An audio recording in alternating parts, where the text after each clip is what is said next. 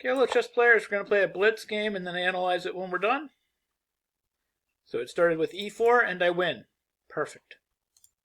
So we'll find a new opponent, maybe somebody that wants to play. Then we'll analyze it when I'm done. So far in this video we have learned that e4 wins by force. Let's see if it wins a second game in a row by force. Does e4 win by force? Okay, d6. We got a perk defense. Now my opponent is moving slowly. Usually when they play knight d7 move orders, they follow up with e5. I play knight f3, they play knight on g to f6, and I play bishop f4. Or they do this move order and they play e5 and then bishop c4. So I've just started playing this just because this is the normal type of thing that people do. And then I play this line. I do a video on this line. I talk about this variation with bishop f7. And the idea on rook f7 is not knight takes f7, it's actually knight e6, because we're going to pick up another pawn along the way before we grab that rook, and we're going to make them put a little bit of work into getting our knight. Not a lot, I mean, they're going to be able to get it, but we're going to get some more mileage out of that thing while it hangs out back there. They still have to do something to get it. So queen d8 is correct. On queen f8, in theory, I could try to repeat moves, but I would still just take on a8 eventually. Because I don't want to repeat moves. I want to win. So I'm not playing this for a draw. I'm playing this for an advantage.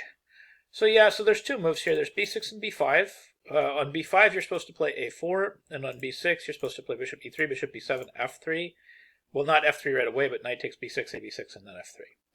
And then it's supposed to be advantage white in all cases, like as far as I know. I have never seen this move before, believe it or not. Everybody that I've played against has always gone after the knight. So the weird thing about this is I don't know how to meet it. So I'm just going to castle, because it seems like that defends f2. And bishop e3 right away looked awkward. But at this point I'm completely on my own. I don't have any theory I can look at anymore that I've looked at previously. So now I'm guessing. So now I know just as much as everybody else in this position. I am really, really guessing. My guess would be is that he wanted to do something to... Oh, well, absolutely. That knight was not going to... Oh, I could have taken his queen for free. I was so happy to get my knight out of there that I missed that I could take his queen for free. Okay, well, we'll just play this position. I'm up a piece. I could have been up a whole queen and he could have just resigned. But now I'm playing up a piece. Okay, I'll take it. Okay, we'll take. A little embarrassing, but my position should be completely dominant here. It's not. He doesn't have a whole lot left to fight. Yeah, he just resigned anyway. But yeah, I mean, I was up a whole piece there. That was a little ridiculous. I could have just won his queen. I saw it right away. I was just so happy to get my knight out. Of course, I have queen takes queen. It's game over. Bishop c5 looks weird. And yeah, the computer just says castles. Before bishop c5, it's still a chess game. As you can see, this is all still theoretical. I know it looks weird, but it's theoretical, like b6 is a possibility.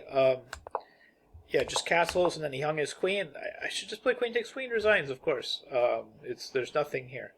So queen takes queen, resigns, and the game is over. Actually, what's interesting is, like, it says queen takes queen, and then it says, like, rook f8, and then the computer wants to play queen c7.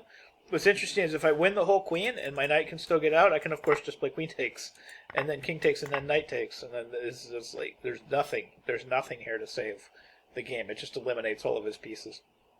So anyways, I hope you learned something about that. Hope you learned something new about chess. I absolutely could have just taken his queen in one move and completely missed it. And amazingly, the computer, how does it not? It only ranks that as an inaccuracy. So it's like, it doesn't even say that was a blunder.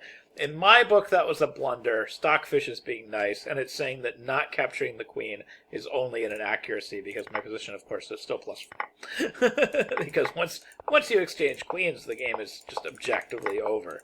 You know, you can't save this. This is so much material. You have a couple extra pawns and you have an extra exchange. So it's way too much material. Anyways, hope you enjoyed the game. Hope you learned something about the theory. Thank you very much for watching.